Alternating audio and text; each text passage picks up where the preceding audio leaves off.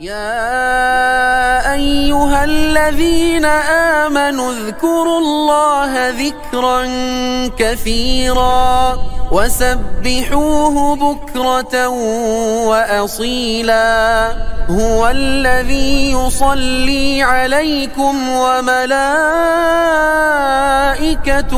ليخرجكم من الظلمات إلى النور وكان بالمؤمنين رحيما.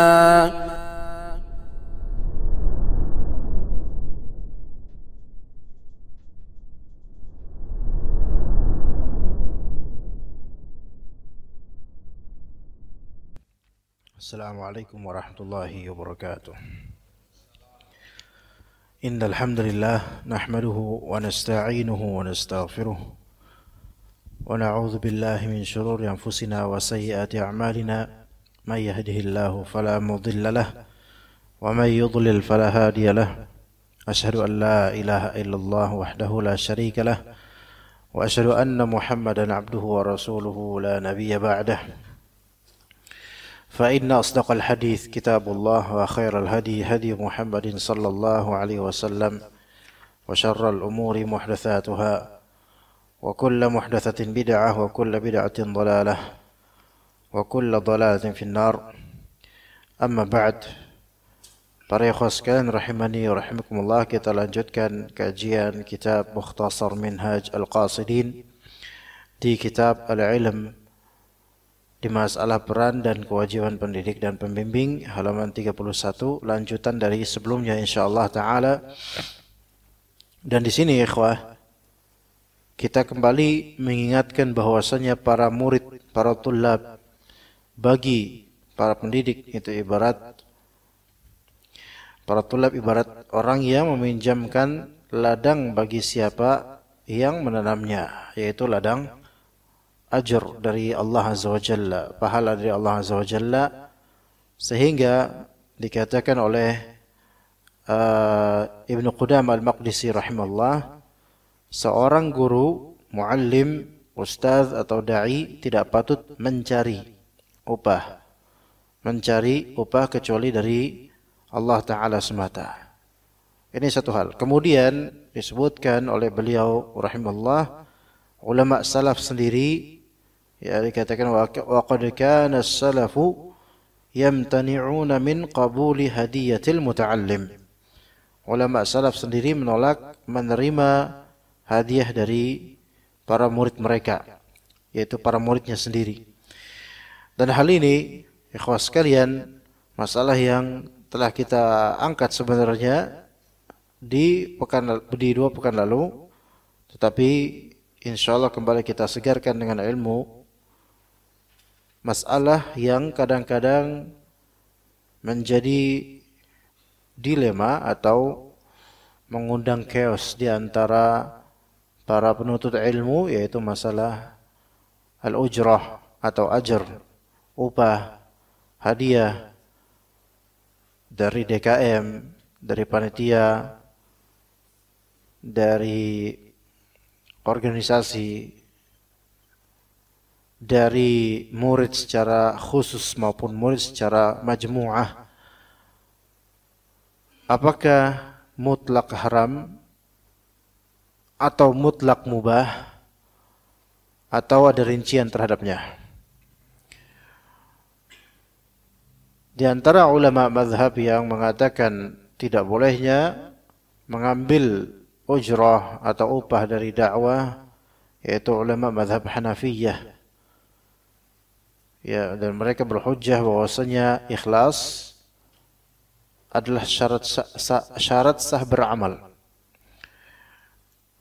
Dan akhdhul ujrah, mengambil hadiah, upah, ganjaran duniawi dari mengajar dan berdakwah, itu menunjukkan pelakunya tidak ikhlas.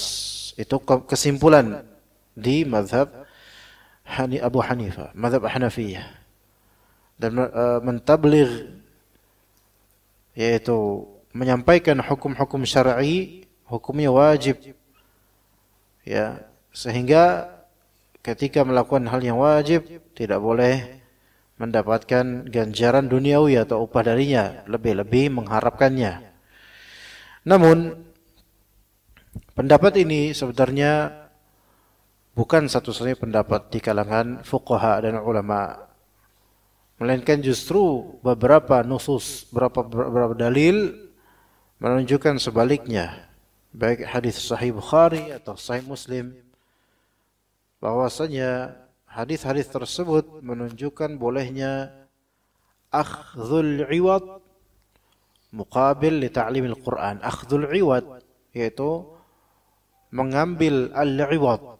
Iwad itu artinya adalah bisa dimaknai hadiah atau timbal balik terhadap mengajarkan Al-Quran.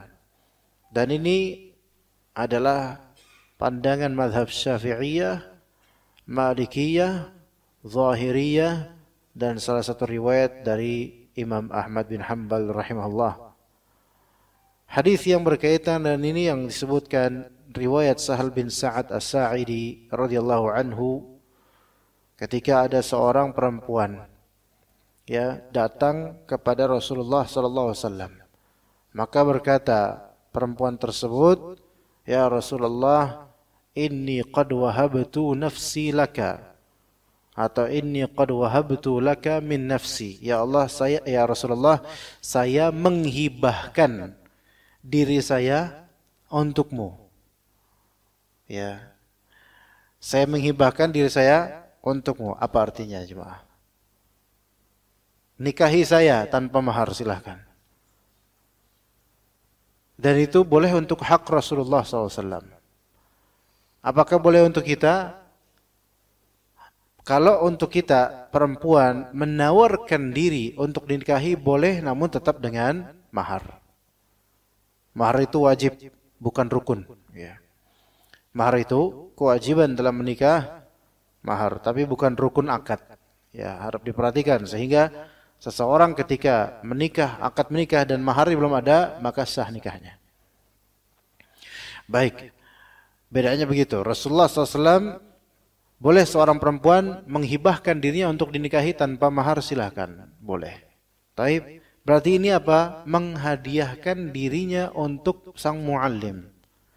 Bukan menghadiahkan fulus, bukan menghadiahkan rumah atau properti, melainkan dirinya, menghadiahkan dirinya padanya. Taib, kemudian Nabi SAW dalam riwayat ini melihat dari atas ke bawah dari perempuan ini. Dilihat baik-baik. Dilihat. Ini menunjukkan bahwasanya bolehnya nazar kepada makhtubah, perempuan yang akan dilamar walaupun belum dilamar. Belum mengatakan iya saya pengen, enggak, belum, tapi dinazar dulu. Ya. Maka kemudian ternyata Rasulullah SAW tidak berminat. Tidak berminat. Dan ini menjadi bukti bahwasanya diperbolehkan bagi seorang muallim untuk menolak hibah atau pemberian dari murid atau rakyat, ya, dan semisalnya. Namun kemudian seorang berkata, "Ya Rasulullah, zawwijniha." Ya Rasulullah, tolong nikahin saya sama dia kalau engkau enggak mau. Ya gitu. Tolong nikahin saya sama dia kalau engkau enggak mau. Ya. Ini kemudian kan Nabi SAW menyuruh coba apa maharnya gitu kan. Apalah itu, emas atau perak atau cincinmu, ya. Ternyata enggak punya sebatang pun dari cincin. Walaupun dari besi nggak punya, ya udah pakai sarung yang kamu pakai, yang kamu punya. Ya Rasulullah, ini sarung satu-satunya saya pakai. Kalau saya kasih mahar dengan sarung ini, saya nggak pakai apa-apa nanti. Nah kan gitu, saking miskinnya, ya. Tapi Rasulullah SAW setuju dengan ini, yaitu silakan kamu boleh nikah dengan dia. Ini menunjukkan bahwa saya boleh seorang muallim untuk apa? Mengalihkan hadiah dari talib kepada jemaah lainnya. Faham enggak maksud Anda? Misal di antara antum memberikan Anda parsel, ya, dan Anda sudah kebanyakan parsel di rumah, bahkan Anda tukang parsel misalnya. Maka Anda alihkan kepada tim Anda misalnya. Udah buat dia aja. Fadl. Ya. Atau misalnya habis kajian memberikan anak nasi padang berapa kotak, ya. Kemudian habis itu anak alihkan kepada ikhwan yang kelihatannya dari wajahnya sangat lapar misalnya, ya. Ini buat antum, kelihatannya antum lagi lapar ini. Boleh, nggak masalah. Dan hendaknya yang menghibahkan atau menghadiahkan tidak tersinggung.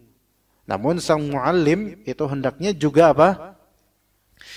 Memahami konteks. Kalau misalnya dengan menyerahkan di depan mukanya kepada orang lain, itu akan menyakiti perasaan sang mu'ti atau pemberi, maka hendaknya menjaga perasaannya.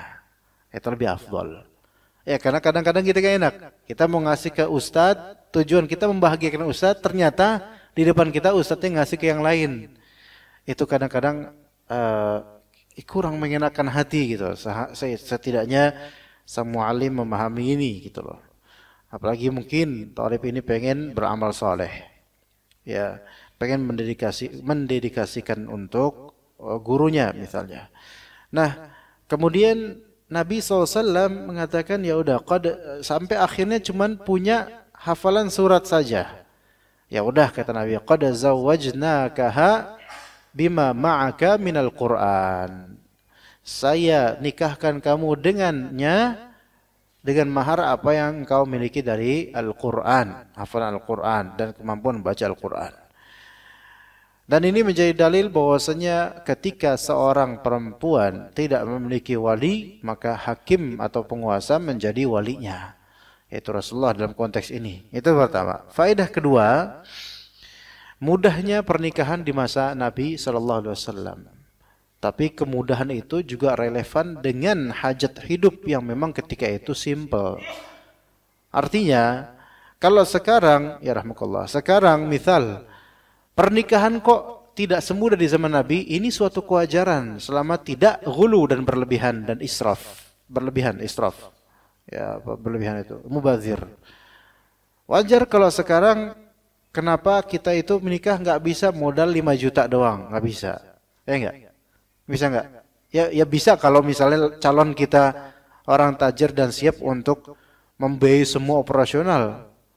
Ya, cuman lu siapa gitu kan? Sampai dibiayain oleh keluarga calon mertua gitu kan misalnya. Atau kita nggak punya, cuma punya 1 juta doang. Nah, ini hampir mustahil kalau sekarang. Seenggaknya adalah penghargaan untuk calon atau keluarganya. Ini bukan masalah zaman sekarang materi emang. Ya, memang zaman sekarang membutuhkan materi. Tanpa itu nggak bisa kita melanjutkan pernikahan. Kata para ulama, kaidahnya adalah ma la yatimul wajibu illa bihi fahuwa wajib. Kalau memang nikah itu wajib atas kita, maka segala perkakas dan pendukung yang absolut, maka itu juga menjadi kewajiban.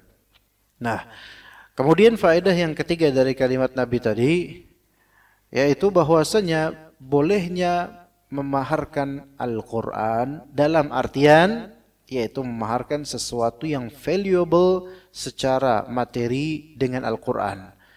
Sekarang pertanyaan jemaah, fahami baik-baik ini, bolehkah seseorang memaharkan dalam nikahnya dengan bacaan Al-Quran? Bacaan dong.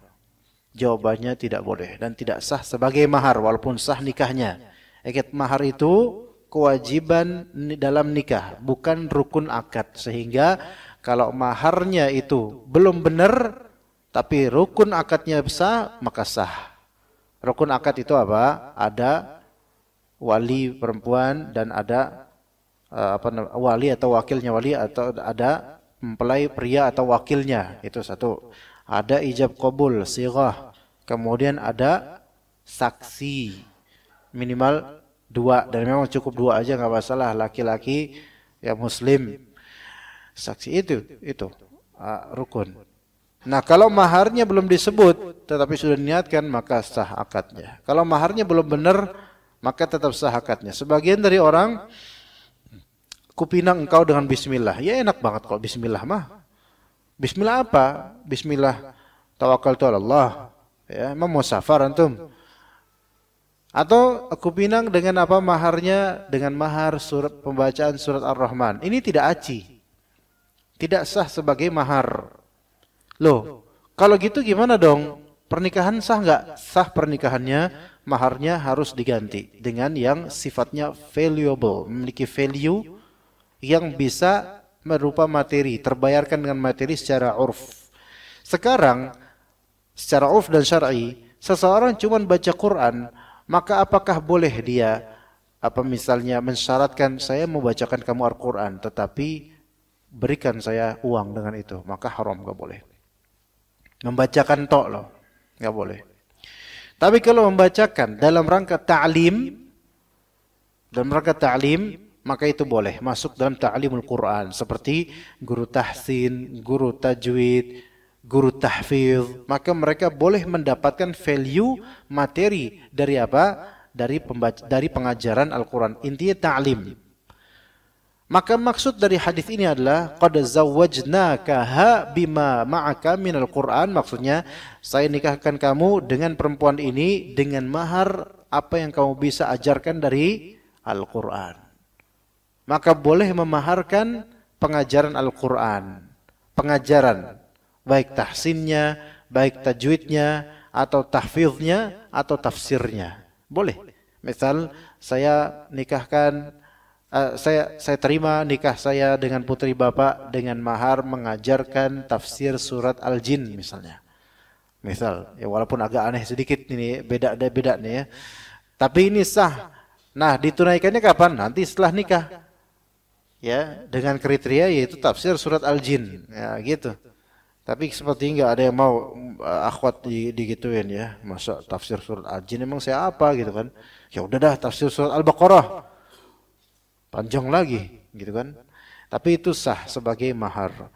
Nah, dari ini juga kalimat aku nikahkan engkau dengan perempuan ini dengan mahar apa yang kau punya dari pengajaran Al-Quran. Berarti pengajaran Al-Quran namanya mahar itu kan sifatnya harus valuable secara materi, bisa secara uruf bisa di-valuekan dengan materi. Ini menunjukkan dari hadis ini bahwasanya mengajarkan Al-Quran itu boleh darinya menerima upah. Baik dengan pensyaratan sebelumnya atau tanpa syarat sebagai hadiah. Kalau dengan pensyaratan, seperti udah pernah merinci ini. Dengan pensyaratan sebelumnya, maka masuknya bab al-ijarah, yaitu sewa jasa. Maka ini namanya ujrah, upah. Upah mengajar seperti guru-guru pesantren, guru-guru tahfidz, TPA dan seterusnya yang sudah ada agreement sebelumnya, nilai upahnya sekian. Maka ini masuknya apa? Masuknya ujrah. Pengakatan ketika ini nggak boleh di dalam masjid akadnya, karena di dalam masjid tidak boleh jual beli. Tapi di luar masjid. Tapi pembiayaan atau pembayaran boleh kasih amplopnya di dalam masjid, karena serah terima barang ya itu tidak masalah di masjid. Yang masalah apa? Akad dan hal-hal yang mendukung menuju akad seperti promosi itu nggak boleh di masjid. Tapi efek dari akad seperti serah terima, maka ini nggak masalah di masjid. Begitu, wallahu a'lam. Kemudian apalagi setelah itu saya mau ngomong ya. Kemudian setelah itu, kalau misalnya tidak disyaratkan sebelumnya, tidak ada agreement sebelum terjadi ta'lim, berarti ini masuknya ke apa? Masuknya ke hibah atau hadiah.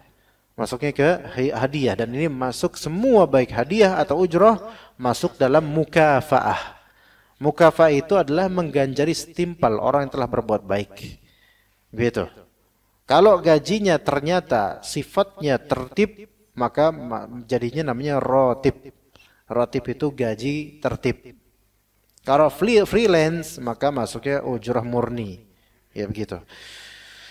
Baik, jadi ada beberapa dalil juga yang menunjukkan hal tersebut, tetapi kita tidak banyak fokus pada itu.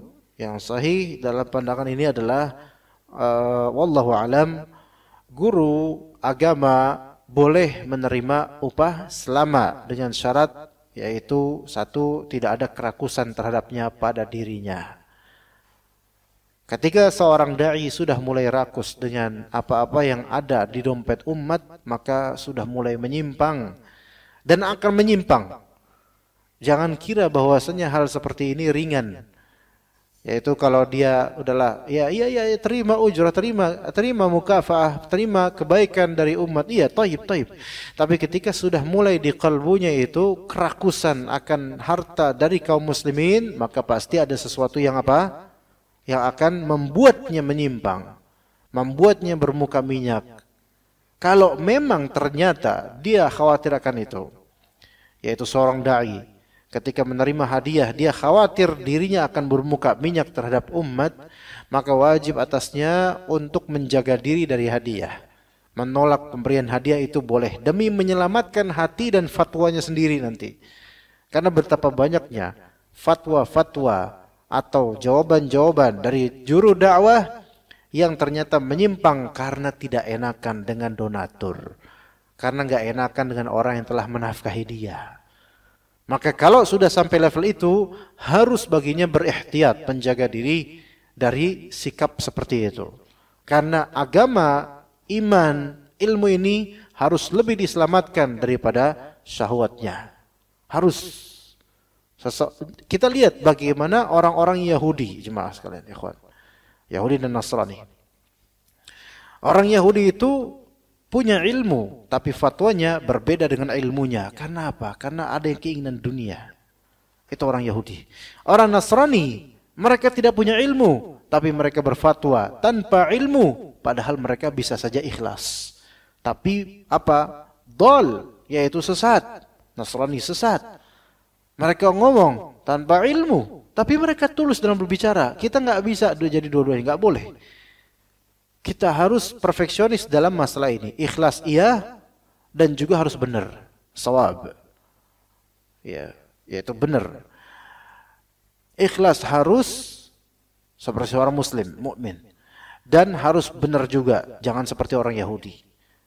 Begitu. Jangan cuma menang ikhlas doang, tapi nggak punya ilmu. Ini merusak. Jangan punya ilmu doang, tapi enggak ikhlas. Ini bisa lebih merusak. Karena orang Yahudi itu lebih merusak daripada orang Nasrani. Padahal jumlah orang Yahudi lebih sedikit daripada Nasrani, tapi efek kerusakan mereka, padahal mereka mengerti dan mengetahui, itu lebih besar dan lebih masif. Begitu jemaah sekalian rahimakumullah. Itu syarat pertama, yaitu ketika di hatinya tidak ada kerakusan. Syarat kedua, hadiah tersebut tidak menjatuhkan muruahnya sebagai dai. Ketika hadiah tersebut menjatuhkan muruahnya, maka tolak. Karena muruah, kewibawaan maksudnya. Muruah itu kewibawaan dirinya sebagai seorang alim atau ilmu, kewibawaan ilmu. Kalau itu dirusak dengan hadiah, maka tolak hadiah tersebut. Ya, tolak hadiah tersebut. Baik itu pengerusakan tersebut dari sisi materi barangnya, atau kerusakan tersebut dari sisi makna kewibawaan. Dari sisi materi barangnya, contoh, seorang ustadz, misal antum melihat sang ustadz kemana-mana pakai motor, ya, dan motor itu udah agak BUTUT. Apa artinya jemaah? Butut. BUTUT, ya, sehingga antum melihatnya miris dengan kondisi kendaraan ustaz. Namun sungguh tidak mesti kendaraan ustaz itu sebutut itu bukan berarti bahwasanya kehidupannya sebutut kendaraannya, enggak mesti begitu. Mungkin ada maksud lain. Tapi kemudian antum akhirnya memberikan padanya moge, ya, motor gede atau minimal motor CBR misalnya, dan antum naikkan, atau di situ ada klakson apa namanya, pembuangan gas itu apa? Knalpot, astagfirullah. Knalpotnya itu yang knalpot racing. Ini mau jadi ustadz atau mau balap nih, ya? Atau yang suara itu keras suaranya, bisa satu kelurahan bisa mendengarnya. Dan seperti orang yang mau balapan, padahal cuman 30 km per jam loh, tapi kayak udah balapan 100 km. Nah, ini Ustaz, pakai ini Ustaz, free, ini kuncinya, antum pegang langsung, pakai aja Ustaz. Apakah ini akan meninggikan dakwah? Enggak, ini akan menjatuhkan kewibawaan Ustaz, pasti, absolutely, apalagi Ustaz sunnah. Iya, benar. Enggak quiet motor seperti ini. Dan orang nggak kuat juga mendengarnya. Dan orang akan melebeli, loh kayak gini ternyata dakwah sunnah. Ini menurunkan muru'ah. Muru'ah dakwah secara global bahkan. Maka seorang da'i yang sejatinya mencari ridha Allah harus menolak. Saya nggak afwan. Ini yang antum hadiahkan, ana nggak mau mengayomi perasaan antum, tapi ini berisiko terhadap diri ana, dakwah ana, ilmu ana, hati ana. Kenapa nggak cairnya aja antum kasih? Nah ini Ustaz. Gimana kira-kira? Antum udahin gitu, ustadznya kemudian bilang cairnya aja napa? Jangan ngomong seperti itu gitu loh. Afwan, ana nggak mau hadiah ini. Kasih ke yang lain, fadl. Ana nggak mau. Ini abang menghancurkan dakwah ana, bukan sebatas karir, tapi dakwah akan hancur gara-gara ini. Itu dari secara zat. Oke. Kemudian berikutnya, kalau misalnya menurunkan kewibawaan dakwah dari segi makna dan sikap. Ya. Misal antum sebagai panitia, kemudian antum memberikan amplop atau transfer ke ustadz, tapi dizahirkan di depan kaum muslimin. Ini juga menurunkan wibawa. Maka berhak ustadz untuk menolak. Bukan karena nggak mau, Afwan. Bukan karena nggak mau. Ya namanya duit mau mungkin, apalagi butuh. Bukan karena masalah nggak mau atau mau, tapi ini yang membuat perusakan, dan sebagian dari panitia itu nggak benar dalam masalah ini. Karena di depan jemaah langsung ngasih, Sat, afwan Sat. Ya afwan sih afwan. Ini depan orang-orang tuh jangan kayak gini dong. Ya afwan ustadznya menolak. Wah, zuhud ya. Wah. Nah, apa Sat biasanya enggak kayak gini? Enggak, kata jemaah gitu. Kata panitianya. Antum nih, ayo parkiran antum, parkiran gitu kan. Ya gitu. Jadi jangan di depan jemaah misalnya. Apalagi ustadznya lagi sih kajian, antum taruh amplop di sini. Ya jangan gitu. Ya. Ini karena menurunkan muru'ah. Maka sebaiknya tolak afwan. Supaya apa? Tidak menjadikan orang-orang, oh ustaz dapat amplop. Padahal semua orang juga tahu ustaz dapat amplop. Tetapi ketika diperlihatkan, maka hal itu bisa menurunkan wibawa ustadznya. Ya begitu. Atau sang talib mentransfer untuk ustadznya sekian. Dan kemudian struk atau apa namanya tuh? Struknya ya? Apa sih namanya yang buat transfer itu? Kelihatan. Bukti transfer. Ya, struk ya, sepertinya itu. Bukti transfernya di-sending dong di grup WhatsApp. Kan gak enak gitu kan. Ya enggak, udahlah kalau memang antum pengen memberi, kholas, udah enggak usah yang tahu, Allah yang tahu udah gitu. Enggak usah afwan DKM tadi ana ngasih ustadz sekian, udah enggak usah tahu DKM. Cukup antara dirinya dengan Allah Azza wa Jalla. Nah, hal-hal seperti ini bisa menurunkan kewibawaan apa? Dakwah atau da'inya. Ya, dalam masalah hadiah seperti ini, jemaah sekalian, perlu fikih. Apalagi di zaman sekarang, yang mana tidak sedikit dari da'i yang berubah fatwanya gara-gara meningkat popularitasnya, mendekat kepada orang-orang penting, orang-orang tokoh-tokoh yang dielulukan, mendekat kepada orang-orang tajir dan kaya. Sebagian dari juru dakwah ketika berhadapan dengan jemaah yang tidak kelihatan kaya, abasa wa tawalla. Tapi ketika satu grup dengan owner travel yang kaya, travel sunnah yang banyak penggemarnya, maka kok sepertinya malah justru cair suasana dai ini, atau mudah bergaul, ceria, tapi giliran ketemu dengan yang tidak ada potensi kekayaan kok seperti bermuka masam. Perbedaan inilah yang Allah Ta'ala menegur Rasulullah SAW. Abasa wa tawalla anja'ahul a'ma. Dan sampai ayat kesekian. Ini perlu belajar dalam masalah ini. Hati-hati ketika di hati ini sudah ada kerakusan yang kita itu tidak sadari. Ya begitu ya para penuntut ilmu dan juga para jemaah. Ya. Kemudian kita lanjutkan berikutnya, kata Ibnu Qudamah rahimahullah ta'ala. ومنها أن لا يدخر من نصح المتعلم شيئا وأن يزجره عن سوء الأخلاق بطريق التعريض مهما أمكن لا على وجه التوبيخ فإن التوبيخ يهتك حجاب الهيبة. Di antara hendaknya pendidik, pembimbing, dai atau antum sebagai penuntut ilmu yang mungkin punya jejak, ya, punya saham di masyarakat untuk mengajar, hendaknya tidak kikir dalam menasihati orang-orang, nasihat untuk ilmu atau orang-orang, memperingatkannya dari akhlak-akhlak buruk dengan bahasa halus sebisa mungkin, bukan menjelek-jelekannya, karena hal itu merobek hijab kewibawaan. Dan ini berlaku juga bagi jemaah sekalian, karena ana yakin antum adalah orang-orang yang memiliki amanah dan pertanggungjawaban, ya, di keluarga atau di masyarakat sebagai orang yang udah ngaji.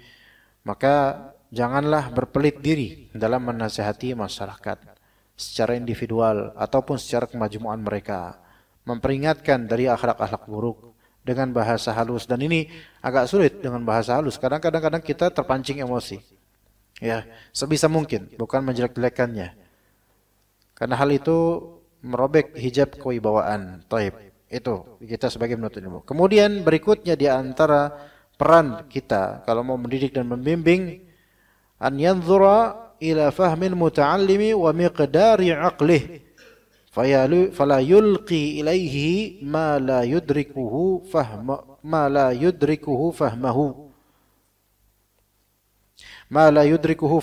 wa la yuhitu bihi aqluh. Di antaranya adalah seorang pendidik, pembimbing, penuntut ilmu yang mendidik masyarakat atau individu, keluarga atau selainnya, hendaknya memperhatikan kemampuan audiens, kemampuan pemahaman dan kadar akal penuntut ilmu.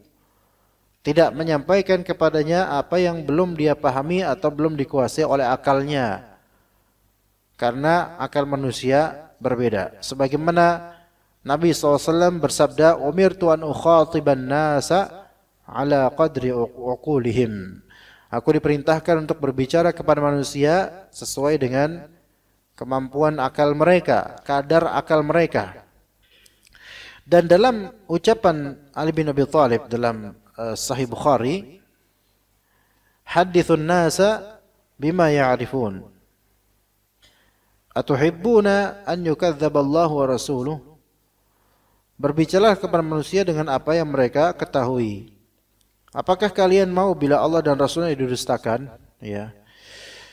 Ada beberapa dai dari kalangan ormas yang telah dibubarkan pemerintah. Dai ini disebar ke desa-desa. Dan dai-dai ini memang mereka dai yang progresif dan modern gitu ya. Akhirnya kemudian mengadakan kajian di suatu desa yang isinya petani-petani lah gitu, orang-orang tua, petani-petani dan seterusnya. Pakai ini sih, pakai apa namanya, layar itu loh, apa yang ada proyektor ya, apa namanya? Nah, proyektor. Pakai layar. Modern, yang menarik bagi warga desa. Yang dibahas apa? Yang dibahas adalah khilafah dan sistem ekonomi syariah. Kira-kira gimana? Cocok gak? Ya Mbah Kakungnya gak ngerti, Mbah Putri apalagi. Kan ngertinya cuma ya harga barang ngerti di pasar, tapi kita harus khilafah dan seterusnya, sistem pemerintahan gini. Ya bingung orang-orang desa. Ini apa ini? Nonton layar tancap kata mereka. Maka ini berarti tidak berbicara kepada mukhatabin atau mad'uwin, orang-orang yang didakwahi. Kita tidak berbicara dengan apa, dengan kadar akal mereka. Akhirnya nggak nyambung, malah jadinya apa? Jadi fitnah. Betul khilafah ada dalam syariat Islam dan juga sistem pemerintahan yang syar'i juga ada. Tapi kalau kita bicara pada orang yang tidak tepat, tidak faham sampai ke situ, malah mereka mengingkari, apaan sih ini, nggak ada ini dalam Islam. Akhirnya malah an yukadzdzab Allah wa rasuluh, syariat Allah dan Rasulnya itu malah didustakan gara-gara kelakuan atau sikap yang tidak tepat atau cara yang tidak tepat dalam penyampaian. Kemudian diriwayatkan dari Ibnu Mas'ud bahwa Ibnu Mas'ud berkata, "Ma anta bimuhadditsin qauman haditsan la tablughuhu 'uquluhum illa kana li ba'dihim fitnah." Tidaklah engkau menyampaikan sesuatu kepada suatu kaum yang belum terjangkau oleh akal mereka, kecuali pembicaraan tersebut akan menjadi fitnah bagi sebagian dari mereka. Kadang-kadang malah diam itu lebih afdol. daripada kita bicara nambah fitnah.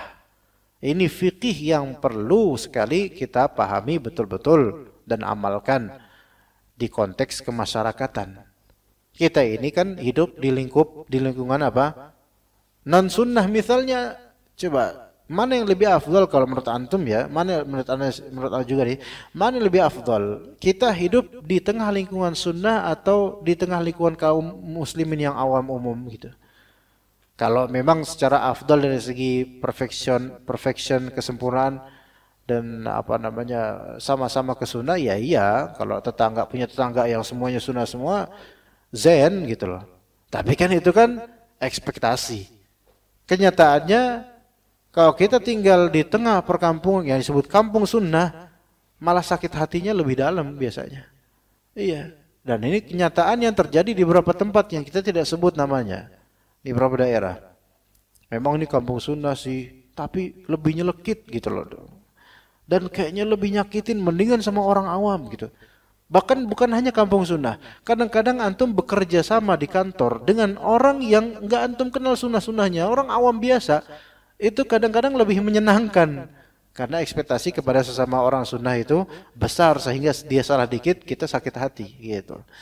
Nah, di sini jemaah sekalian ikhwan, ketika kita tinggal di tempat yang banyak sekali ya orang biasa, orang awam, bahkan sebagiannya sesat, sebagiannya menyimpang. Ya. Banyak hal-hal yang harus dipertimbangkan untuk kita ceritakan kepada mereka atau kita tegaskan kepada mereka. Kadang kita mengingkari sesuatu yang tidak sampai akal mereka, akhirnya mereka kemudian apa? Menolak gitu loh. Malah justru menghinakan syariat karena mereka nggak ngerti. Kadang-kadang begitu. Sehingga kadang-kadang diam dulu itu lebih afdol. Diam dulu itu lebih afdol. Menunggu waktu mungkin. Karena saking awamnya orang-orang ini. Inilah fikih. Fikih amar ma'ruf nahi munkar. Ketika kita lihat bahwa saya dengan kita berbicara atau mengangkat tema ini akan menimbulkan fitnah dan keburukan yang lebih besar, maka fikih nahi munkarnya harus diterapkan. Stop dulu, tenang dulu. Sekarang kalau misalnya di RT kita ada konser dangdut, apakah antum langsung dipentas mendakwahi mereka semua? Ittaqullah haqqa tuqatih. Bahwasanya ini semua haram. Ini semua pamer aurat dan seperti fadol kalau antum mungkin pengen mempercepat menuju barzakh, ya. Fadol. Tapi kan enggak seperti itu dulu caranya, enggak langsung begitu caranya.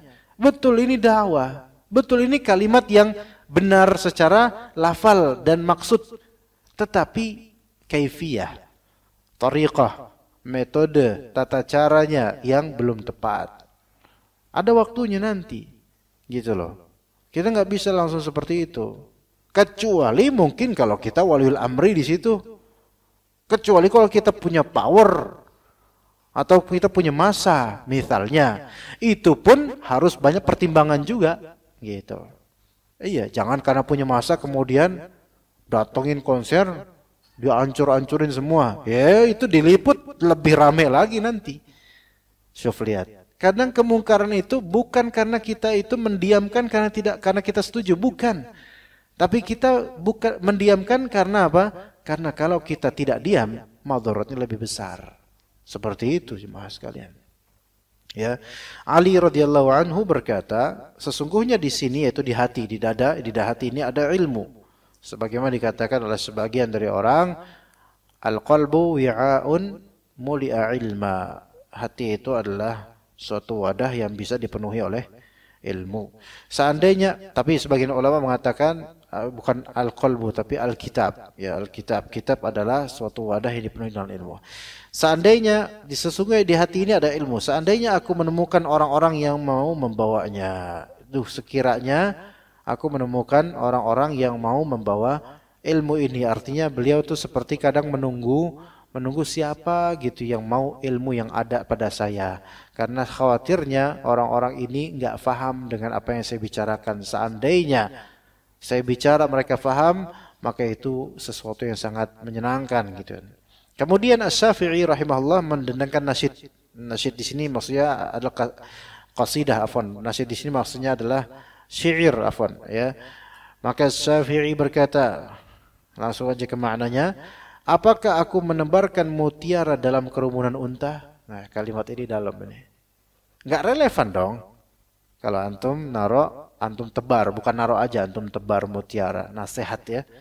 Di dalam kerumunan unta. Pasti ketika orang melihat ini, orang akan mengatakan antum salah. Mutiara tempatnya bukan di situ, tidak cocok konteksnya. Apakah aku menyusun kata-kata indah bagi penggembala domba? Penggembala domba itu tidak butuh dengan kalimat indah antum. Antum dakwahi dan mengajar penggembala domba dengan kalimat-kalimat puitis, nggak ada manfaatnya bagi dia. Nggak ada manfaatnya. Siapa memberikan ilmu kepada orang-orang bodoh, dia menyia-nyiakannya. Ya, wa man manahal juhala ilman adha'ahu. Siapa yang memberikan ilmu kepada orang-orang jahil, itu sebenarnya menyia-nyiakan ilmu. Apa maksudnya? Bukankah ilmu itu memang untuk orang bodoh? Iya betul, tapi maksud jahil di sini oleh Imam Syafi'i yaitu orang yang tidak dapat menangkap perkataan antum. Iya. Yeah. They don't catch your word, they don't catch what you mean gitu loh. Kata-kata antum enggak mereka cerna, kata-kata antum juga mereka paham, maka sia-sia dong. Ya, siapa yang memberikan ilmu kepada orang-orang yang enggak paham dengan apa yang antum omongkan, itu sama dengan menyia-nyiakan ilmu. Ngapain antum lakukan itu gitu loh. Artinya, ucapkanlah ilmu untuk mereka yang mereka mampu mencernanya. Begitu. Sekarang kalau misalnya orang masih bujang dia, belum nikah, terus antum ajarkan dia cara berpoligami, ya enggak masuk. 1-0 aja belum, udah ngomongin 4-0. Enggak masuk. Enggak masuk. Ya. Sekarang seseorang dia membedakan antara haid dan nifas. Perempuan membedakan antara haid dan nifas. Gimana perbedaannya apa? Itu aja belum bisa, ya. Kemudian antum ajarkan bagaimana caranya politik Islam misalnya, politik siasat syariah lebih detail. Itu enggak cocok. Lah, hal yang lebih relevan dulu deh untuk keseharian perempuan ini. Begitu. Apalagi perempuan, enggak ada urusan lah dengan politik-politik yang tinggi itu. Enggak usah ke sana perempuan itu. Bukankah Nabi SAW juga mengatakan bahwa tidak akan beruntung ke suatu kaum jika pemimpinnya adalah urusan dipegang oleh perempuan. Ya, begitu. Kemudian kata Imam Syafi'i, "Wa man mana'al mustawjibina faqad zalam." Dan siapa yang menghalang-halangi ilmu dari orang-orang yang menjawabnya, yang berminat, dia telah berbuat zalim. "Wa man mana'al mustawjibina faqad zalama." Jadi ada orang-orang yang tuh dia minat untuk menuntut ilmu tapi dihalang-halangi, maka dia telah berbuat zalim. Seperti apa contohnya kalau di zaman sekarang menghalangi orang pengen menuntut ilmu tapi dihalang-halangi? Ketika misal DKM atau panitia kajian tahu bahwasanya ini Ustaz fulan ngisi di sini dan dia berilmu dan tidak ada masalah padanya. Secara manhaj tidak bermasalah. Secara kriteria keilmuan juga bagus. Nah, kemudian dihalang-halangi oleh jangan. Karena apa? Karena masalah yang sebenarnya tidak ada kaitan dengan ilmu dan masalah tidak ada kaitan dengan manhaj orang ini, ustadz ini. Apa contohnya? Ya, ikhwan? Ustadznya enggak boleh ngisi kajian karena apa? Karena apa, ikhwan? Iya, jamaah sensitif karena apa? Coba diantar contoh. Enggak ada kaitannya dengan ilmu atau bukan enggak ada kaitannya dengan cara menyampaikan. Kadang ada cara menyampaikan keras, kasar. Ya, itu mungkin ya. Itu masuk manhaj dalam mengajar. Itu mungkin terjadi karena takutnya jemaah ini kabur-kaburan. Enggak, hal lain di luar dari itu.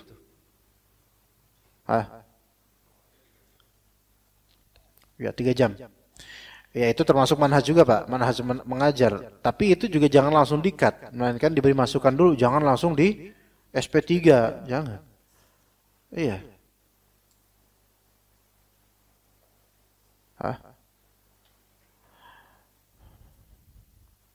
Apa contohnya Pak?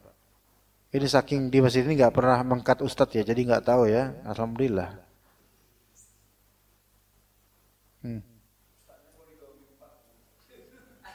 Ustadznya poligami 4. Biasanya itu majelis taklim ummahat yang kayak gitu. Setelah tahu ustadznya nikah lagi, akhirnya nggak usah lah besok-besok jangan ustadz ini bahaya, subhatnya banyak. Maka ini nggak ada kaitan dengan ilmu, nggak ada kaitan dengan manhaj. Ya, ini saat di antaranya. Ya, ada nggak yang seperti ini? Ya ada, benar ada, emang ada. Ketika panitia atau ketua panitia kajiannya ternyata anti dengan itu, terus jangan ustadz ini. Atau hal-hal lain. Maka ini termasuk menghalang-halangi orang-orang yang pengen belajar sama beliau. Kalau dihalangi karena masalah keilmuannya tidak benar, atau karena metode mengajarnya tidak benar, maka itu masih relevan lah, masih oke. Bisa dimaklumi. Tapi kalau di luar itu, apa urusan ya kita. Dan termasuk misal yang menghalangi adalah misal mengadakan suatu kajian atau daurah dengan bayaran yang begitu mahal, tinggi. Ini termasuk menghalangi orang-orang berminat untuk mencari ilmu. Termasuk.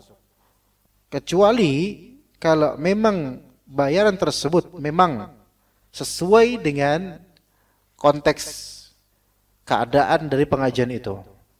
Fasilitas, sewa, biaya ini yang memang nggak ada donatur yang membantunya misalnya, maka mungkin masih dianggap sah untuk adanya bayaran dalam kajian.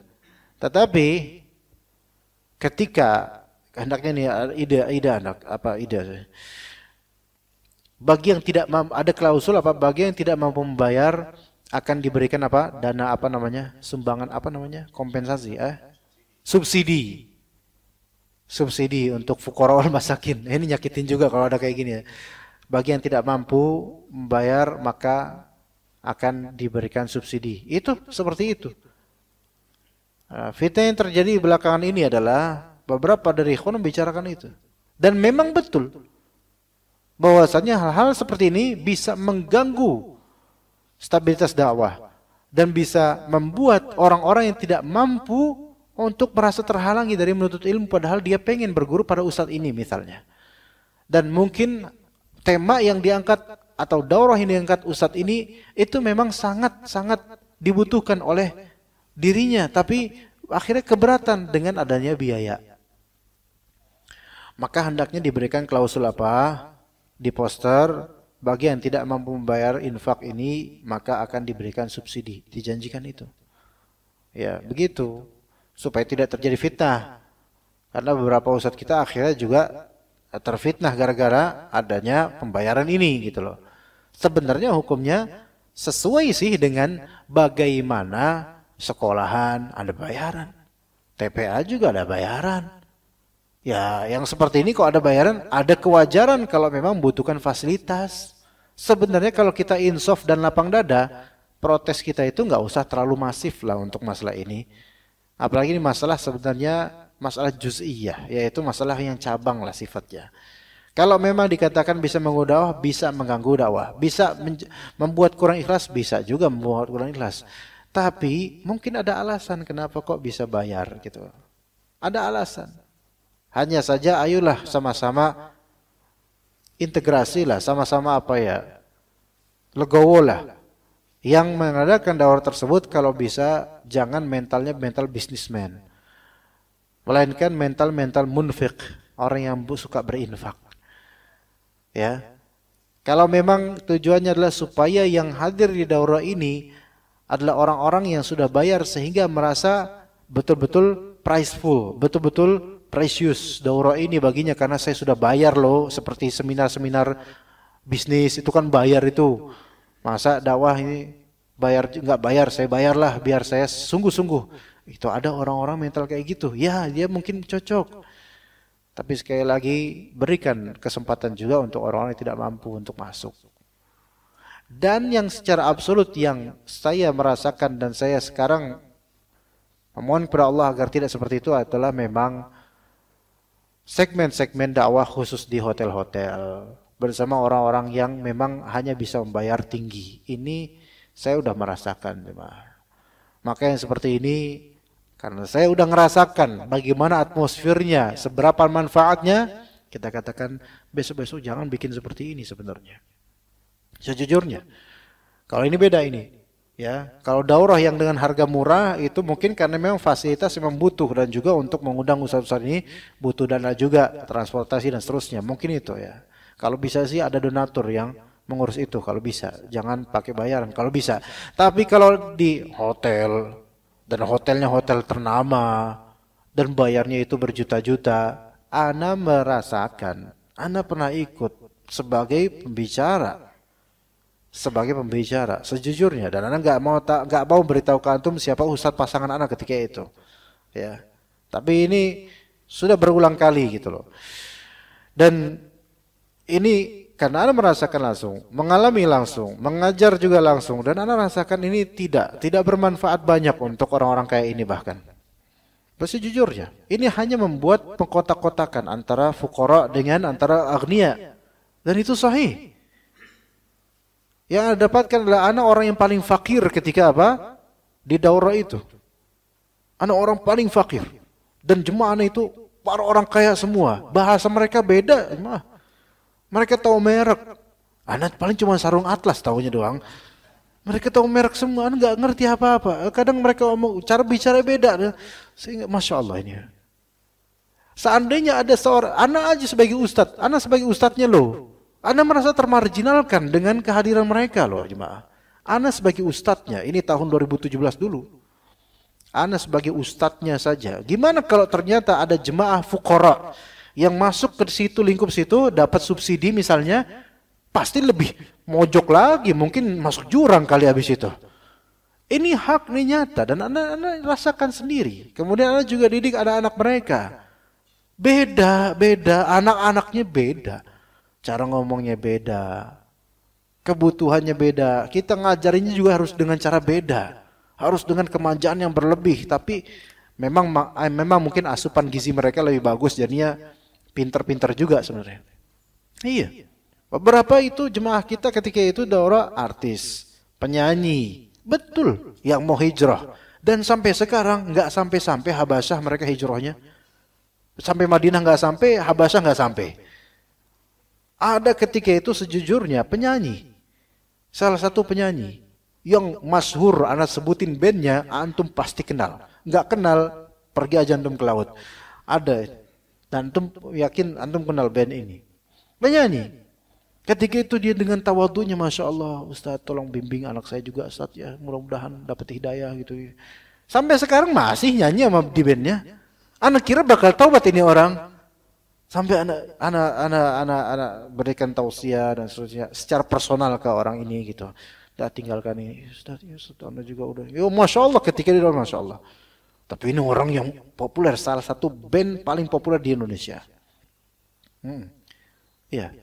Biasanya bandnya nama bandnya itu ada di sawah, ya, nggak jauh dari sawah. Ya, antum terka aja sendiri. Iya. Di kampung-kampung kan ada sawah. Nah, di sawah-sawah itu biasa ada band itu. Nah, itu sampai sekarang masih. Dan sampai ya salam.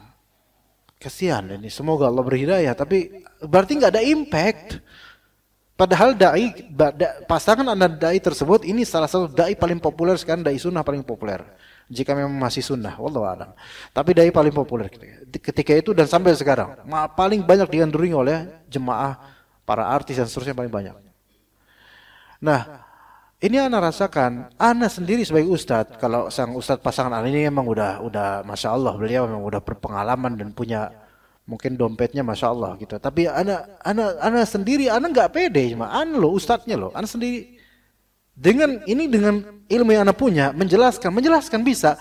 Tapi yang di hadapan ini orang-orang yang membuat ana tuh merasa agak ya Allah, mereka ini orang-orang tinggi gitu loh, baik jabatan, mungkin harta dan seterusnya. Kemudian kalau dikumpulkan dalam satu seperti ini, kita bayangkan aja ikhwan, seorang yang fakir mungkin untuk kontrakan aja masih nunggak, kemudian masuk ke sini 1 orang dah, atau 10 orang deh, masukin. Pasti mereka akan kumpul dengan burung yang sama. Ya kan? The bird of the same feather flock together, gitu kan?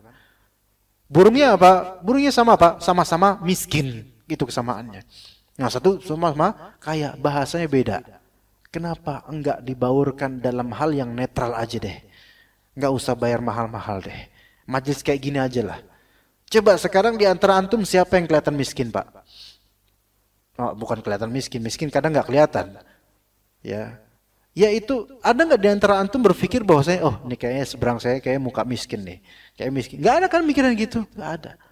Karena selain nggak kelihatan, juga nggak ada pikiran seperti itu di sini. Nggak ada khusus perumahan sini, nggak ada khusus. Artinya ini lebih netral, lebih legowo, lebih enak, lebih nikmat dan lebih berkah insya Allah. Makanya kalau ada beberapa asatidzah kita yang menasihati, udah nggak usah pakai kayak gitu-gitu deh. Jangan membeda-bedakan dengan orang kaya dan miskin. Mungkin maksudnya ustadz dan panitia nggak membeda-bedakan, tapi konsekuensinya pasti seperti itu. Kenapa ilmu ini khusus untuk mereka saja? Kalau kita katakan ada segmennya, akhi, ini kan memang orang kaya itu mereka nggak bakal datang kecuali yang seperti ini. Justru kita harus mendidik mereka supaya down to earth. Duduklah bersama orang-orang yang biasa-biasa saja. Jangan, karena kalau dibiarkan begini terus, akan begitu terus sampai sekarang begitu terus. Makanya antum lihat artis-artis mereka nggak mau ngaji di masjid-masjid. Mereka pengen bikin podcast sendiri, kajian sendiri bersama dengan bird mereka, burung-burung mereka sama gitu loh. Sampai sekarang mental seperti ini nggak boleh dipelihara oleh dai-dai sunnah, nggak boleh. Haruslah belajar dari kisah masa lalu. Tukang joget, artis tukang joget, mana hidayah untuknya? Malah balik lagi jadinya. Karena apa? Karena kehidupan circle dakwahnya yaitu dakwah keartisan, ya balik-balik lagi. Seperti itu harus belajar dari sini, nggak bisa begini terus, ikhwan. Jemaah, juga para dai yang mengajar seperti ini, jangan seperti itu. Jangan turuti mereka, tapi harus nurut dengan ilmu syar'i, harus tegas. Tegas di sini bukan berarti beringas, bukan, tapi untuk kelangsungan dakwah dan hidayah untuk mereka. Begitu, jemaah sekalian. Makanya sampai sekarang Anda menghindari undang-undang dan alhamdulillah nggak diundang-undang lagi untuk dakwah-dakwah yang seperti itu. Ana wallahi ana merasakan di kantor wakil gubernur di adalah pokoknya di tempat-tempat yang Anda sampai di lantai kesekian belas itu rumah pribadi, apartemen pribadi dari pejabat, salah satu pejabat kita di lantai 12 dan itu ummahat semua. Ummahat yang itu, aduh, masya Allah itu. Anda sampai buka kacamata, Anda nggak mau ngelihat. Iya, silau. Gak mau buka kacamata, anak-anak yang buka kacamata karena ada ini nih sekarang. Ngeliat antum juga anak kayak kurang enak juga kayaknya. Tapi kalau ini buka kacamata anak, gak mau ngeliat anak serem. Iya, ibu-ibu. Pertanyaannya ikhwan, bahasanya bahasa makro, mikro, ekonomi. Wih, anak sendiri takut ini, anak kayak bakal terjun anak dari lantai 12 nih. Ngeri banget pertanyaannya. Ngeri. Ya begitu ya ikhwan. Semoga Allah Ta'ala berikan hidayah pada artis-artis kita, pada pejabat-pejabat kita. Supaya ayo maulah dengan sama-sama aja lah. Dan supaya dai-dai kita yang mereka niatannya baik insya Allah. Tapi ada kesalahan. Dan kita tegas bilang ini kesalahan. Karena udah berlarut, berulang-ulang. Harus belajar dari sini gitu loh. Jangan diteruskan yang seperti ini. Kita itu ketika memang dakwah ini lebih berkah itu yang dicari gitu loh. Daripada apa? Menggait atau membuat orang-orang yang sebenarnya nggak mau dapat hidayah itu mereka tersenangkan atau terpuaskan dengan style yang kita tawarkan mereka. Enggak, kita bukan untuk memuaskan mereka, kita untuk mentabligh dan menyampaikan mereka supaya dapat hidayah. Dan pengkotak-kotakan seperti ini nggak memberikan hidayah. Awalnya iya mungkin, tapi itu hanya fata morgana, ujung-ujungnya kembali lagi. Sudah berulang kali jemaah sekalian, belajarlah kita dari seperti ini, ya. Taib.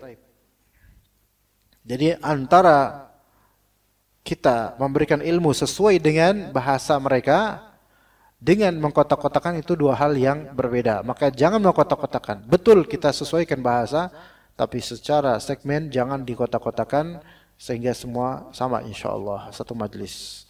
Di antaranya hendaknya seorang pendidik mengamalkan ilmunya. Ucapannya tidak mendustakan perbuatannya. Allah Subhanahu wa taala berfirman, "Atamuruna an-nasa bil birri wa tansawna anfusakum wa antum tatlunal kitab. Afala ta'qilun?"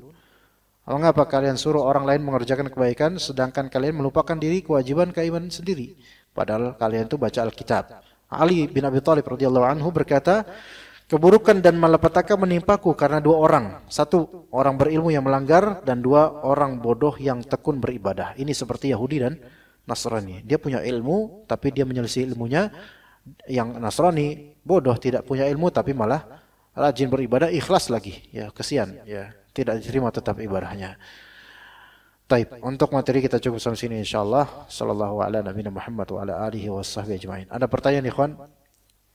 Soal? موجود أم لا؟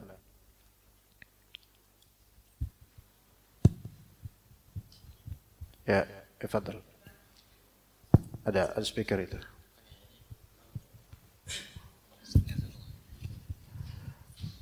Tafadhal. Assalamualaikum warahmatullahi wabarakatuh. Waalaikumsalam warahmatullahi. Jazakallah khair atas ilmunya Pak Ustadz. Semoga Allah menjaga dan merahmati Pak Ustadz dan seluruh umat muslim di dunia. Amin, amin. Ana ingin bertanya terkait menghalangi ilmu dari yang minat. Dari yang minat? Menghalangi ilmu dari yang minat. Minat. Dari yang minat. Apa hukumnya kita sholat di suatu masjid yang di dalamnya itu dia membubarkan kajian sunnah Pak Ustadz? Artinya memangnya tadinya di situ ada kajian sunnah lalu ternyata kajian tersebut jadi dibubarkan. Apakah kita masih boleh sholat di masjid tersebut? Mengingat bahwa memang ada larangan untuk jangan sholat di masjid yang didirikan bukan atas dasar ketaatan Pak Ustadz. Oke. Jazakallah khair. Wa iyyak jazakallah khair. Bagaimana sholat di masjid yang DKM-nya atau penelitian membubarkan kajian sunnah? Kemudian dikaitkan dengan masjid diror, yaitu masjid yang dibangun tidak di atas ketaatan. Ini dua hal yang berbeda.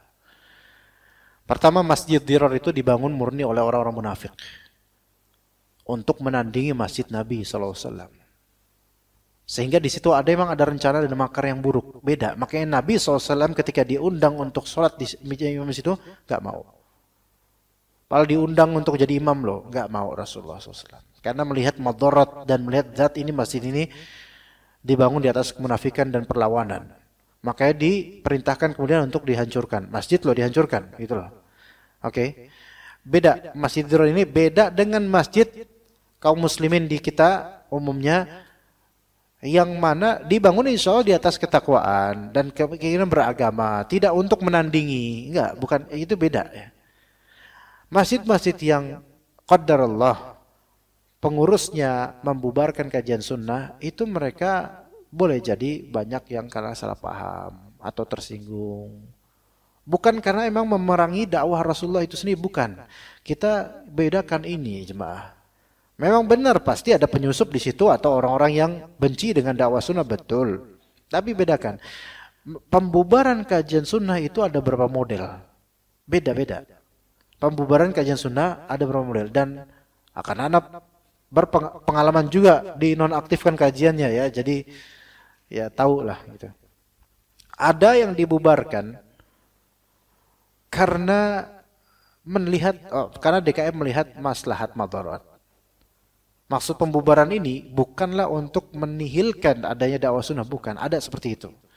Melainkan karena ternyata masyarakat ini belum siap menerima adanya ustadz sunnah di masjid ini. Bukan karena kami nggak mau ada ustadz sunnah. Itu ada yang kayak gitu. Yang seperti ini nggak ada masalah. Malah kita bersyukur ternyata DKM ini sangat perhatian dengan masyarakat. Begitu. Yang seperti ini, ya tentu kita malah berterima kasih. Masya Allah antum perhatian sekali Pak. Jazakallah khair. Mudah-mudahan suatu saat bisa ada kajian sunnah sini. Amin kata dia. Ya yang kayak gini jelas mendukung sebenarnya. Cuman konteksnya itu tidak mendukung. Taib. Model yang kedua. Membubarkan kajian sunnah bukan karena ini ustadz sunnahnya. Tapi karena ada kesalahan ceramah atau kayak gimana yang menyinggung. Dan panitia ini orang awam misalnya. Nggak ngerti. Ini kajian sunnah, kajian apa. Nggak ngerti gitu loh. Nggak ngerti. Jadi intinya adalah membubarkan kajian sunnah bukan karena anti sunnah. Tapi salah paham. Yang seperti ini juga dimaafkan gitu loh. Dan para dai sunnah itu rata-rata memaafkan yang seperti ini. Masya Allah mereka. Beda dengan sebagian dari dai lain. Dibubarkan sedikit, mencak-mencak langsung. Wah, ini pasti gara-gara Wahabi. Langsung nuduh kita, alhamdulillah rata-rata malah insaf Ustaz kita. Yang ketiga, membubarkan kajian sunnah karena ada desakan dari beberapa DKM. Ini beda lagi. Memang beberapa DKM ini anti dengan sunnah. Ini juga kita rasakan. Pokoknya semua dari ini Anda rasakan semua lah pokoknya. Anda yang belum Anda rasakan cuman digerebek langsung oleh tentara atau itu, naudzubillah min dzalik, itu alhamdulillah belum pernah. Jangan sampai. Yang ketiga ini karena ada sebagian DKM sunnah, sebagiannya anti. Itu ada yang kayak gitu. Ya, yang seperti semua masjid-masjid ini kita sholat padanya. Sholat padanya. Kenapa? Karena sebenarnya masjid ini orang-orang itu menginginkan kebaikan. Hanya ada yang salah paham, ada yang sebagainya pengen, cuman sebagainya anti. Nah ini semua insya Allah semoga Allah Ta'ala sembuhkan pada waktunya. Nah yang keempat, dibubarkan kajian sunnah bukan oleh orang internal masjid atau warga, tapi dari luar datang. Ini murni bukan dari masjid sama sekali. Nah ini kita harus dukung masjid ini malah justru.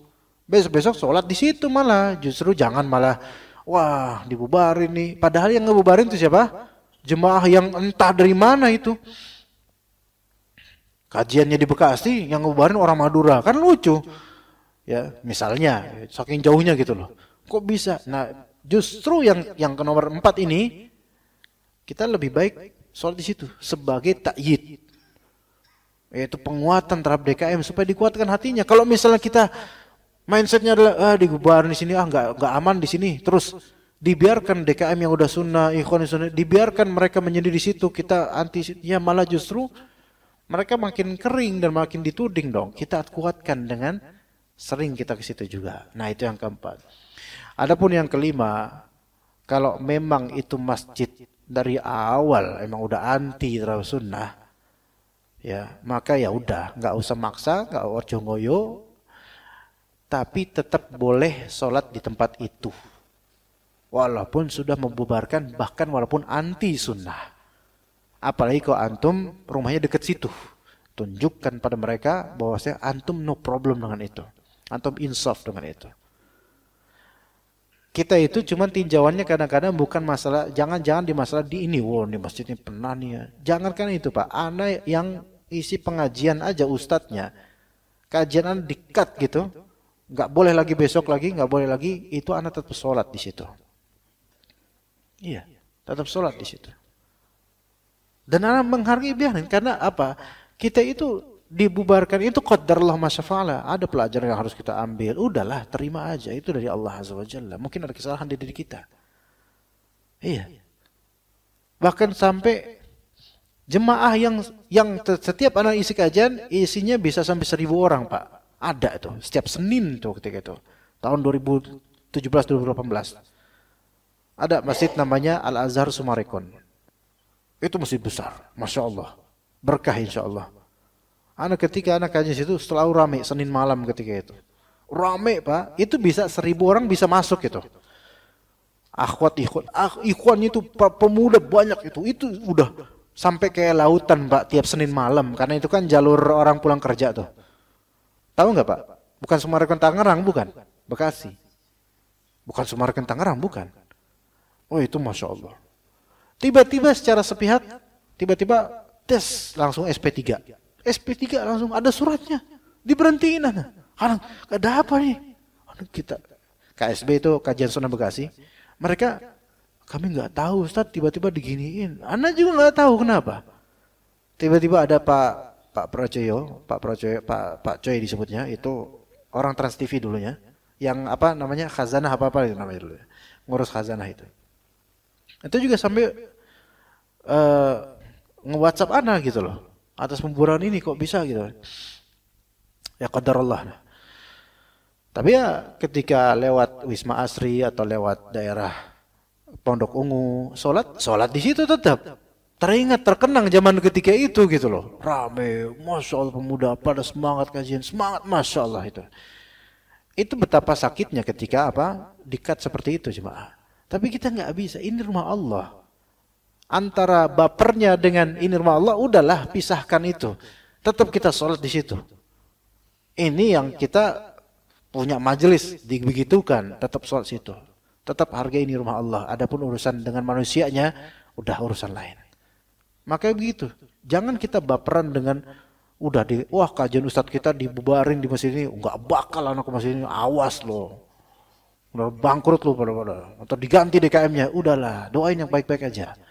Mungkin mereka salah paham gitu loh, begitu. Ya tetap, insya Allah tetap baik, insya Allah tetap berbuat baik pada mereka, tetap berikan doa supaya dapat hidayah. Begitu Mas Bro, ya. Wa iyyakum jazakallah. Iya. Taib, ada lagi ikhwan jemaah? Silakan Pak, fadhal. Ya. Assalamualaikum warahmatullahi wabarakatuh, Ustaz. Waalaikumsalam warahmatullahi wabarakatuh. Pertanyaannya agak berkaitan dengan yang ditanyakan tadi, Ustaz. Ya. Ini ada misalkan masjid sunnah ya Ustaz ya. Betul. Kemudian dari pengisi kajian itu ada salah satu yang dari musim kajian rutin dalam seminggu ada 3 atau 4, salah satu mungkin ada salah ustadz yang penyampaian kajiannya itu menyimpang Ustadz ya. Ya. Misalkan ustadznya membolehkan demo atau gimana Ustadz ya. Ya. Terus akibat dari ini jamaah-jamaahnya akhirnya pada tidak mau di situ lagi Ustadz. Karena ada ustadz tersebut. Ya, akibatnya setiap kajian yang datang hanya segelintir orang, hanya 7 orang, 8 orang. Kadang prihatin juga seperti ini. Ya. Mohon nasihatnya karena kadang-kadang banyak sekali masjid-masjid yang tadinya banyak dari jamaah sunnah yang ada di situ, akhirnya karena pada menghindar akhirnya diisi sama jamaah-jamaah yang di luar sunnah, misalkan dia jamaah tabligh atau jamaah apa gitu. Mohon nasihatnya Ustaz. Iya, ketika dai ini ada di antara misalnya 4 dai yang rutin di majelis di masjid tersebut ngisi kajian. Kemudian salah satu menyimpang atau salah dalam berpendapat dalam urusan yang kaitannya dengan manhaj. Bahkan termasuk hal yang sangat populer dan bisa berdampak buruk. Maka the one to blame is panitia gitu. Yang bersalah panitia dalam masalah ini. Tidak mengantisipasi. Tidak memberikan nasihat kepada ustadz ini atau tidak menonaktifkan. Tadi Anda bilang kalau misalnya penonaktifan ustadz itu dari masalah ilmu dan manhaj itu benar. Tapi kalau di luar itu jangan dinonaktifkan gitu loh. Nah, ini kaitannya dengan manhaj. Masalah demo ini masuk ke dalam memang masalah fikih, tapi dia masuk juga dalam masalah manhaj. Dalam Ahlus Sunnah wal Jamaah. Nah, maka nasihat mungkin Anda sebenarnya enggak layak untuk memberikan nasihat, tapi masukkan aja. Pertimbangkanlah di sini. Yang harusnya lahan ini lahan yang subur untuk keilmuan dan amal soleh. Dengan datangnya para asatidzah atau para penuntut ilmu sunnah yang pengen belajar ilmu, tergantikan akhirnya dengan orang-orang misalnya harokiyin atau semisalnya. Maka ini kan sebenarnya kita katakan kepada teman-teman ini, atastabdiluna alladzi huwa adna billadzi huwa khair. Apakah kalian pengen mengganti yang udah lebih baik Allah kasih malah diganti dengan yang kalian ganti dengan yang lebih rendah darinya? Maka jangan tumbalkan jemaah, melainkan tumbalkan adalah satu ustadz yang qadarullah bermasalah. Mungkin minimal nasihatin dulu, Ustadz afwan di kami ini masalah demonstrasi kami memiliki pendapat tidak seperti ustadz. Ada kesan supaya ustadz ini masya Allah tahu diri gitu loh dalam masalah ini. Jangan sampaikan seperti itu Ustadz di tengah-tengah kami, karena itu minimal gitu dulu deh. Karena kalau mungkin di-cut langsung mungkin takutnya fitnahnya besar. Oke, tapi kalau masih begitu lagi, cobalah, nggak apa-apa tumbalkan satu yang sakit supaya lebih sehat lagi ke depannya. Gantilah dengan ustadz yang insya Allah lebih selamat gitu loh. Tega-tegaan dalam masalah ini nggak masalah, karena yang dikorbankan jangan sampai jemaah, karena jemaah membutuhkan ilmu. Tapi akhirnya jemaah antipati, nggak mau lagi ke situ. Nah inilah efeknya.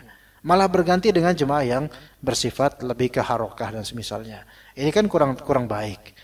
Maka nasihat Ana adalah bersikap teguhlah dalam memegang prinsip dakwah dan juga manhaj dan juga ilmu. Ya nggak apa-apa kalau misalnya ternyata akhirnya membuat keputusan Ustadz ini karena menjadi penyebab kaburnya sebagian dari jemaah yang mana mereka itu punya spirit yang tinggi untuk belajar, maka mohon maaf mungkin diganti dulu. Ya nggak masalah dengan itu. Tapi ketika ditanya oleh Ustadznya, kenapa kok Ana dinonaktifkan? Afwan Ustadz misalnya diberi uzur yang global aja, jangan dikasih tahu Afwan Ustadz kami karena waktu itu Ustadz bilang gini, dijelasin, gak usah dijelasin, ambigu aja. Itu lebih afdal buat hatinya dia dan lebih bisa dia Ustadz ini muhasabah. Sebagaimana di beberapa kesempatan Ana dinonaktifkan tanpa perbincangan apa dan tanpa disebutkan apa sebabnya dinonaktifkan. Ana cari tahu ada apa ya, kok bisa di nonaktifkan saya ya, kenapa? Ustadz nggak bisa kami kasih tahu. Itu lebih selamat sebenarnya. Karena kalau dikasih tahu, ustadznya akan mendebat. Mendingan diambigukan gitu aja. Ya, karena kasih tahu, karena ustadz dulu kayak gini Ustadz kayak itu bakal ndot. Enggak, saya nggak gini. Lama marah ustadznya gitu. Udah biarin aja. Biar ustadznya berpikir gitu loh. Seperti itu. Itu kalau memang mau supaya lebih sehat insyaallah. Ya. Ya, jadi seperti itu. Semoga Allah Ta'ala mudahkan. Dan memang kuantitas jemaah bukan patokan kebenaran. Tetapi kalau ceritanya seperti ini, ya jelas berarti kita tahu sakitnya di mana. Maka hilangkan yang berpenyakit. Dan semoga Allah sehatkan kembali. Begitu. Karena jemaah ini ternyata jemaahnya sudah memiliki akal gitu loh. Sudah faham gitu loh. Ya, sehingga jemaahnya ini mau selektif dalam memilih guru. Tapi ada kesalahan juga di jemaah. Yaitu apa? Kalau memang penyakitnya satu, maka yang tiga kok malah juga tidak mau ikut gitu loh. Gitu kan ya Pak ya? Yang penyakitnya kan satu, yang tiganya insya Allah baik-baik aja. Maka ya jemaahnya juga yang tiga kepada ustadz yang tiga ini ya hadir dong. Jangan digeneralisir semuanya. Karena ustadz-ustadz ini has nothing to do with him gitu loh. Nggak ada urusan dengan ustadz yang berpenyakit ini mungkin gitu loh. Ustadz yang lain memiliki ilmu tersendiri. Jadi ya ikutilah jemaah ustadz-ustadz ini. Ya. Ini kadang-kadang permasalahan seperti ini tuh. Kayak beberapa masjid ya. Terjadi perseteruan bukan ustadznya malah. Antara DKM lama dengan DKM baru. Yang sama-sama sunnah. Antara yayasan dengan DKM. Sama-sama sunnah. Berpecah belah. Berpecah belah. Akhirnya setelah pandemi, pecah belahnya pandemi gitu loh. Setelah kepergian orang terpentingnya di masjid itu, akhirnya berpecah belah karena dulunya one man show sih. Jadinya setelah kehilangan one man itu, show-nya hilang gitu loh. Nah, maka berpecah belah. Dan kajian rutin Ana dulu dihadiri banyak oleh ikhwan dan akhwat di situ. Setelah berpecah belah antara DKM dengan yayasan, kajian sepi sekali. Sepi sih maksudnya jemaahnya sedikit, sedikit. Akhirnya Ana himbau kemudian dengan rekaman live streaming, tolong sampaikan kepada kaum muslimin sana yang dulu rutin ramai di sini kok sekarang seperti ini, hanya karena melihat adanya perbedaan sekarang berpecah belah. Ayolah, yang berpecah belah itu DKM atau yayasan atau siapapun, tapi ilmu tetaplah ilmu, masjid tetaplah masjid. Datang gitu. Maka ya Ana sarankan jemaah itu ya bersikap objektif dan juga adil, insaf, adil. Ya. Terhadap ustadz-ustadz yang benar ini. Hadirilah kajian mereka. Begitu Pak ya, wallahu a'lam. Ada mau nanya mungkin apa? Tadi kayak angkat tangan atau angkat pala atau angkat kaki tadi ya? Siapa tadi? Sini. Di sini? Atau tiba-tiba ada muncul tangan dari tanah atau gimana? Atau antum sebenarnya Pak? Antum? Bukan antum? Firasat apa-apa? Halusinasi mungkin. Atau mungkin udah mulai siang jadinya harus berhenti mungkin ya. Ya kita cukup sampai sini insyaallah. Barakallahu fikum jami'an wa sallallahu ala nabiyyina Muhammadin wa ala alihi wa sahbihi ajma'in. Subhanakallahumma bihamdika asyhadu an la ilaha illa anta astaghfiruka wa atubu ilaik. Wassalamu alaikum warahmatullahi wabarakatuh.